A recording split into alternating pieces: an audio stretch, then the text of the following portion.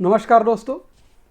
जब भी किसी को पाइल्स होता है और किसी डॉक्टर के पास आप जाते हो तो आपको वो ज़रूर सलाह देंगे कि आप ये चीज़ें मत खाइए। उसमें शामिल है चावल, रोटी, दाल, कुछ प्रकार की सब्जियां, बैगन की सब्जियां, बेसन की सब्जी या फिर कुछ नॉन वेज के भी आइटम्स उसमें आ सकते हैं कि चिकन, मटन, अंडे, फ्राई फिश, ये मत खाइए। या फिर अत्यधिक मसाला मत यूज़ कीजिए, ज़्यादा तीखापन नहीं चाहिए खाने में, एकदम फीका खाते जाइए। तो ये सब सलाह आपको मिलती है और आप वो चालू भी करते हैं। लेकिन आप ये देखते हैं कि 1 साल होने के बाद भी आपकी बीमारी वैसी की वैसी है। आपके फीका खाने से कुछ भी फ़र्क नहीं पड़ा, बल्कि जब भी आप कुछ एक आध बार तेज़ खाते हैं या एक आध बार चिकन मटन खाने की इच्छा रखते हैं तब आपको जलन महसूस होती है और आपको ब्लीडिंग भी होती है।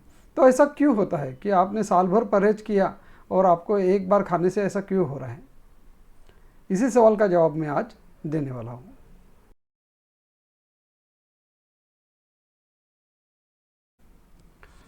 इसमें मेरा पर्सनल ओपिनियन ये है कि ऐसा कुछ भी रेस्ट्रिक्शन या वर्ज करने की ज़रूरत नहीं है।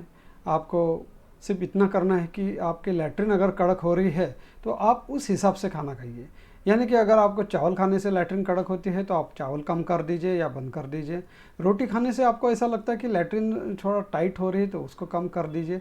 ये हर एक के बॉडी के ऊपर है, आप इसको ऑब्ज़र्व करके कम कर सकते हैं। हाँ, साथ में आपको ज़्यादा पानी ज़रूर पीना है।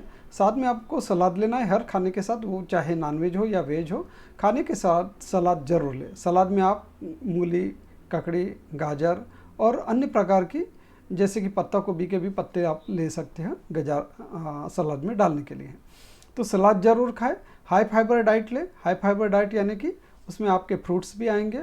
सभी प्रकार के फ्रूट्स, आप रोज़ एक फ्रूट्स खा सकते हैं और ज़्यादा ग्रीन वेजिटेबल सब्जियां इस्तेमाल करें। फिर भी अगर आपका कॉन्स्टिपेशन यानी हार्ड मोशन की तकलीफ कम नहीं हो रही तो आप लैक्सेटिव ले सकते हैं। विभिन्न प्रकार के पाउडर्स अवेलेबल है मार्केट में।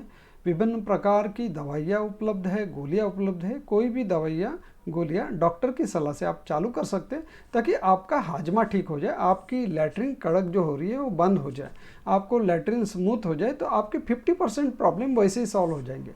जैसे कि पाइल्स में अगर आपको ब्लीडिंग होती है तो आप अगर अपनी लैट्रिन को यानी अपने मोशंस को थोड़ा सा स्मूथ करेंगे तो ब्लीडिंग की मात्रा कम हो जाएंगी अपने आप।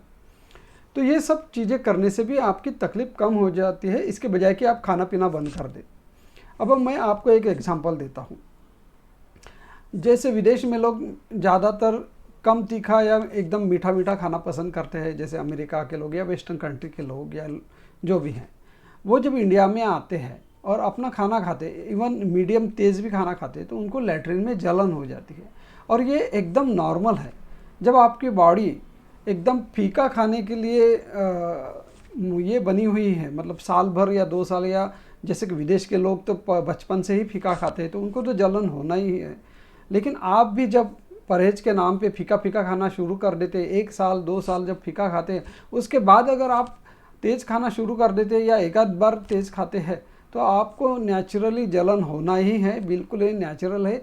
इसमें आपका पाइल्स है इसलिए आपको जलन हो रही है, ऐसा नहीं है। ये आपने अपने बॉडी को जो आदत बना के रखी है फीका खाने की इतने सालों से, उस वजह से आपको खाने के बाद यानी तीखा खाने के बाद या थोड़ा सा स्पाइसी खाने के बाद जलन होना नॉर्मल है। और इसीलिए आप सबको रिक्वेस्ट है कि आप ये फीका खाने की आदत छोड़ दो। मेरा तो ये ओपिनियन है कि ऐसा कुछ भी फ़र्क नहीं पड़ता आपके खाने पीने के आदतें बदलने से। क्योंकि मेरे पास जो पेशेंट आते हैं, मैं पिछले 20 साल से देख रहा हूँ, काफ़ी लोग परहेज करते हैं 1 1 साल 2 2 साल, लेकिन कोई फ़र्क नहीं पड़ता। उल्टा उनकी बीमारी तो बढ़ जाती है। वो परहेज से उनको कोई फ़ायदा भी नहीं हो रहा है। ऐसा नहीं कि 1 साल परहेज किया तो कुछ बीमारी रुक गई या 1 साल परहेज किया तो बीमारी मतलब बढ़ी ही नहीं या बंद हो गई, ऐसा कुछ भी नहीं होता। तो फिर क्यों परहेज करें? बिना काम का परहेज मुझे तो नहीं लगता ज़रूरी है। और यही आप बातें आपको मैं समझाने के लिए इस वीडियो को बनाया है। आपको एक एग्जांपल भी दिया है कि कैसे बॉडी अगर आदत हो गई कि फीका खाते रहे तो आपकी बॉडी वैसे ही रिएक्ट हो जाएंगी। इसके बारे में अगर आपको कुछ भी क्वेश्चन है, कुछ भी डाउट है या आप मेरे ओपिनियन से सहमत नहीं है तो कमेंट बॉक्स में ज़रूर लिखिए। मैं चाहता हूँ कि आपके मैं ओपिनियन पढ़ूँ और आपके अगर कुछ सवाल रहे तो मैं उसके भी जवाब दूँ। दोस्तों, अगर आपको मेरा वीडियो पसंद आता है तो लाइक करना ना भूलें, और मुझे लगता है किसी आपके दोस्त को अगर ऐसे वीडियो की ज़रूरत होगी तो शेयर कीजिए, और चैनल पे अगर पहली बार आए हैं तो सब्सक्राइब ज़रूर कीजिए। धन्यवाद। Thank you.